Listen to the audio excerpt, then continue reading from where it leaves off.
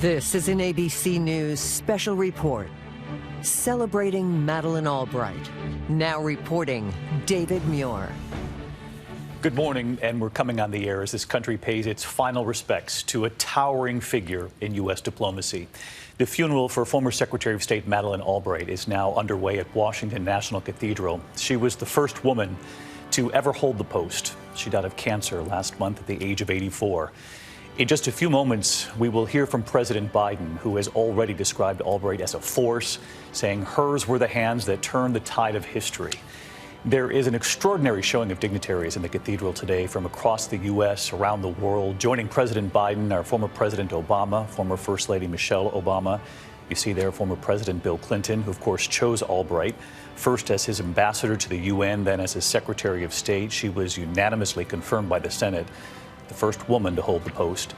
You saw former Secretary of State Hillary Clinton there in the front row, close friends with Albright, her daughter Chelsea. They're talking with Vice President Al Gore before the funeral began.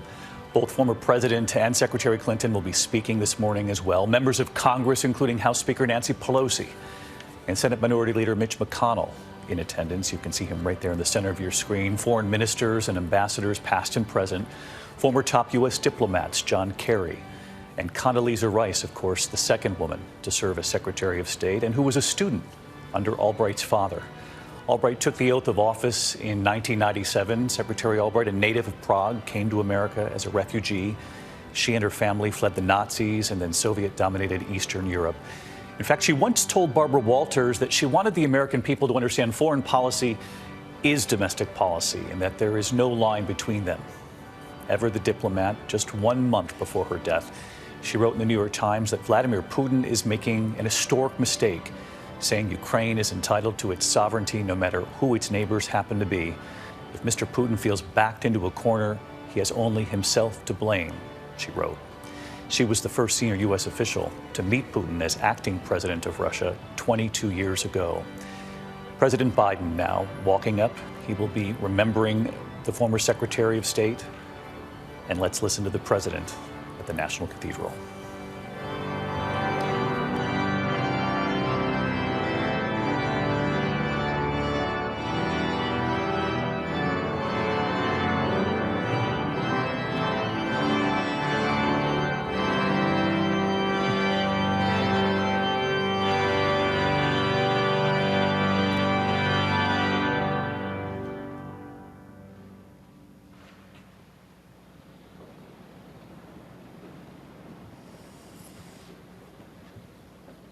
Freedom endures against all odds in the face of every aggressor, because there are always those who will fight for that freedom. In the 20th and 21st century, freedom had no greater champion than Madeleine Corbell Albright. Anne, Alice, Katie, your mom was a force of nature. With her goodness and grace, her humanity, and her intellect, she turned the tide of history. David, Daniel, Jack, Jake, Ben, and Ellie, you're too young to remember this, but when the Iron Curtain fell and the Berlin Wall came down, our world faced one of those inflection points, once-in-a-generation moment of upheaval, but opportunity as well. People and nations around the world were deciding the future they wanted to make for themselves. And your grandmother, as a Madam Ambassador and as the first female Secretary of State in American history, made sure those nations and those people knew exactly where the United States of America stood and what we stood for. You know, and all through it, her beloved sister Kathy and her brother John can attest, she never forgot where she came from or who she was. President Obama, President Secretary Clinton, Vice President Al Gore, members of Congress, cabinet members, past and present. Today, we honor truly proud American who made all of us prouder to be Americans. I also want to welcome the distinguished guests and dignitaries who've traveled from around the world to celebrate a daughter of the Czech Republic who knew what it meant to endure war and flee persecution. With her friend, Václav Havel, when he died, I remember when Madeleine eulogized him, she used these words, and I quote, "He cast light into places of deepest darkness and reminded us constantly of our obligations to one another." These words apply equally to Madeleine. When I got word that Madeleine had passed, I was in midair on my way to Europe to meet with our NATO allies in Brussels to help try to continue to keep the strong alliances together. Our organization and the international response to Russia's brutal and unjustifiable war against Ukraine. It was not lost on me that Madeleine was a big part of the reason NATO was still strong and galvanized as it is today. And a few days later, I traveled to Poland and spoke about all that was at stake in our world and for democracy and freedom, which is under assault from forces of autocracy and oppression. Many are tired of hearing me say, I think we're at another inflection point in world history where there is literally a severe confrontation between autocrats and democratic nations. President Clinton, Bill, it was not lost on me that you spoke at the same Warsaw Castle that I was about to speak at 25 years earlier. In my case, it was evening. The interior of the castle, that beautiful courtyard, holds about 500-600 people. And mostly Poles and Ukrainians were present when I spoke. And I'm sure many in the audience spoke English, though likely not their first language. But when I mentioned the name, they were respectful of what I was saying. But when I mentioned the name of Madeleine Albright, there was a deafening cheer. They all stopped everything and started to cheer. It was spontaneous. It was real. For her name is still synonymous with America as a force for good in the world.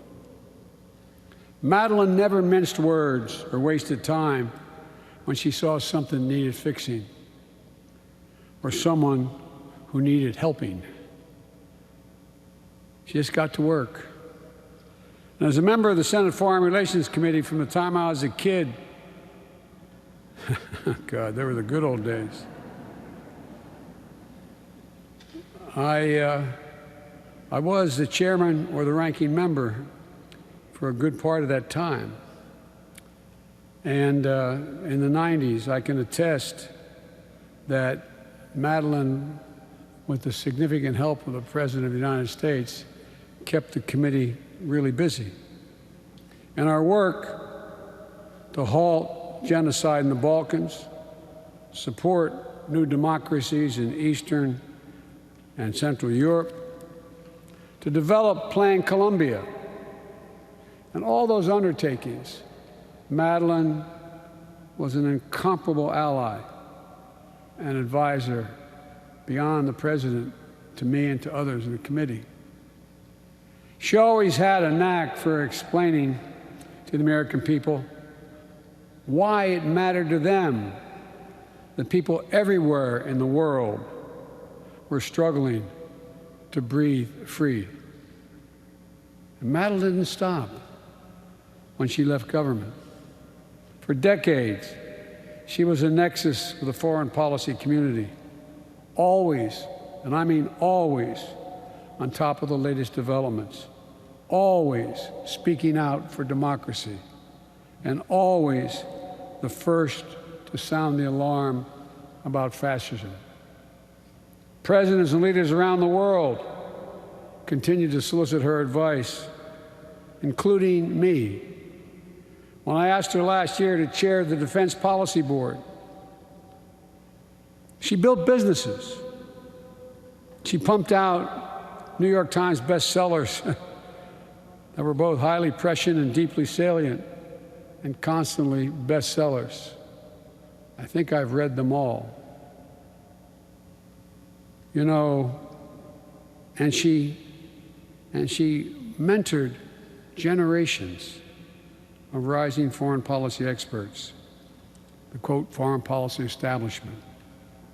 You know, and the thing that I noted that was deliberate and remarkable about her, not unlike Secretary Clinton, was that she made sure that young women knew they belonged at every single table having to do with national security, without exception.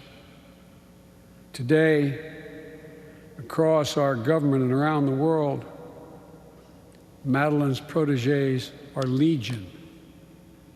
Many are here today, each carrying with them a spark lit by her passion and her brilliance. I think part of the reason why Madeleine was such a successful diplomat was that she understood something I've always believed, and my boss, President Obama, when I was vice president, used to kid me because I repeat so often. Because I believed she understood something I've always believed, that all politics, especially international politics, is personal. And all ultimately is personal.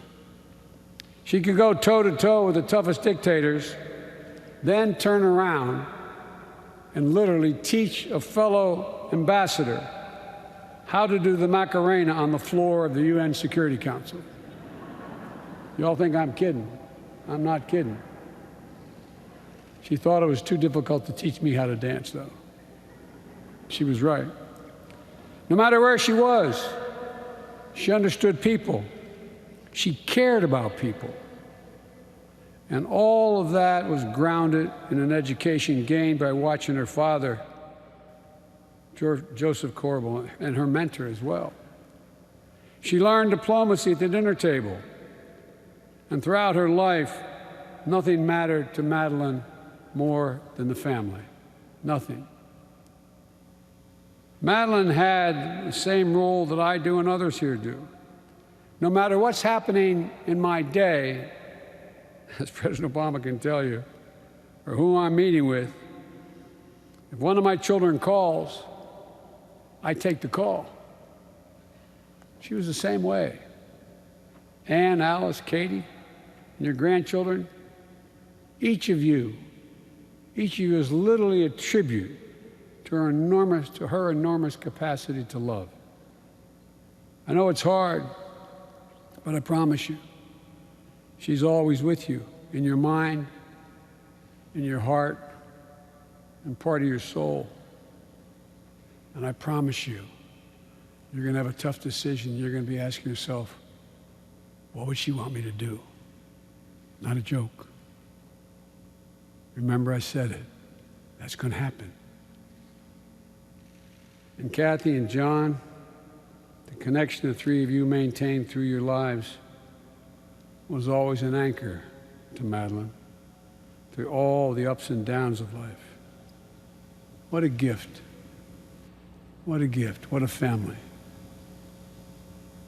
You know, from that first transatlantic crossing on the SS America to landing in nations around the world in that big blue and white plane emblazoned with the words United States of America, Madeleine understood her story was America's story. Her story was America's story. She loved to speak about America, as the indispensable nation. To her, the phrase was never a statement of arrogance. It was about gratitude for all this country made possible for her.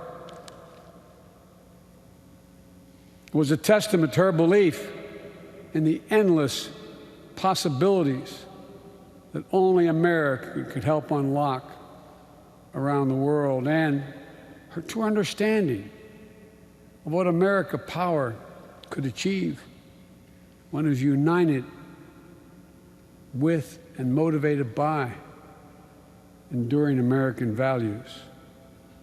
That's why there was nothing she loved more than swearing in new citizens to this great nation of ours. She'd light up, reminding them that she once stood where they stood. Having gained the blessings of liberty, she wanted nothing more than to share them around the globe. To Madeleine, from my perspective, there was no higher mission, no greater honor than to serve this great experiment in freedom known as the United States of America. May her memory continue to be a blessing to our nation, and may we remember her words and her deeds.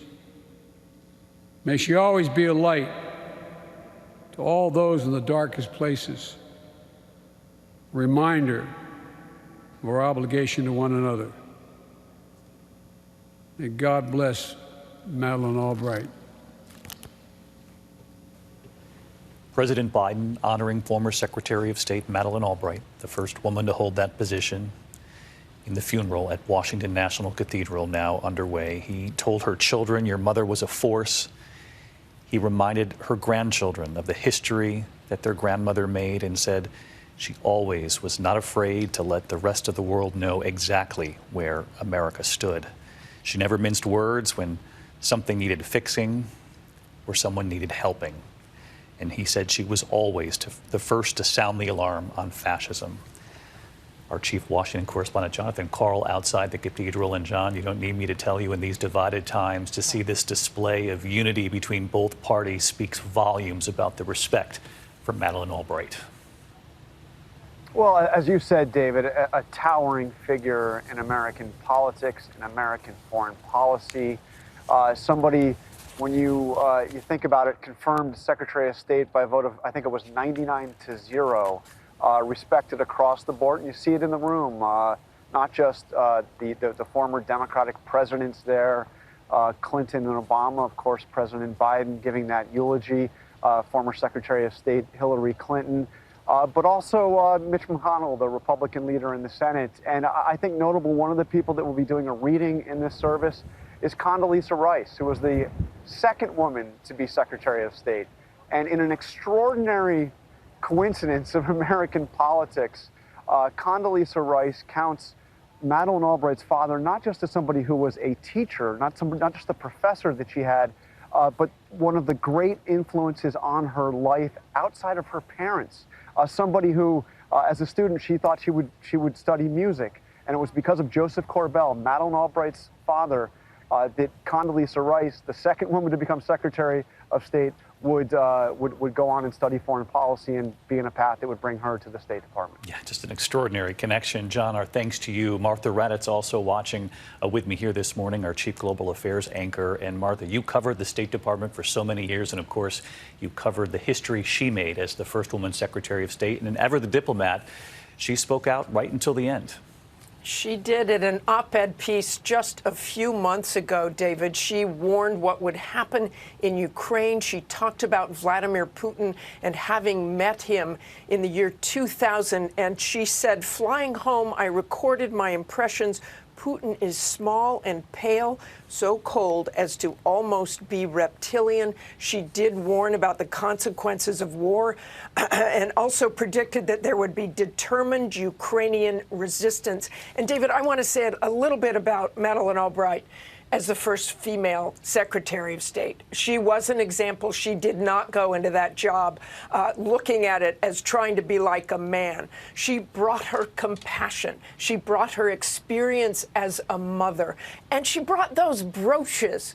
She sent a diplomatic message with those brooches. She once wore a bug pin around Russians because she was unhappy that the Russians had bugged a room at the State Department. And Iraqis once called her a serpent, and she wore a snake brooch. That's who Madeleine Albright was. She was such an example and had such gravitas in the foreign policy and national security world. That is a man's world, and she broke that barrier. Just look around that cathedral today. David? No question about that, Martha. And as the president just said, she didn't mince words. And as you point out, she wasn't shying away from symbolism with her pins as well. We took note that former Secretary of State Hillary Clinton arrived at the funeral today wearing a pin, no doubt in honor of her dear friend Madeleine Albright. Secretary Clinton will be speaking along with former Secretary of State Condoleezza Rice, who has that connection to the Albright family, to Madeleine Albright's father, in fact. In the world of music, she learned from Madeleine Albright's father, and it will be extraordinary to watch this play out over the course of the morning. Our coverage is going to continue on ABC News Live, abcnews.com, and of course, I'll be back with the entire team, as always, for World News Tonight. We'll pay tribute a bit later as well. I'm David Muir in New York. We'll see you later today. Good day. This has been a special report from ABC News.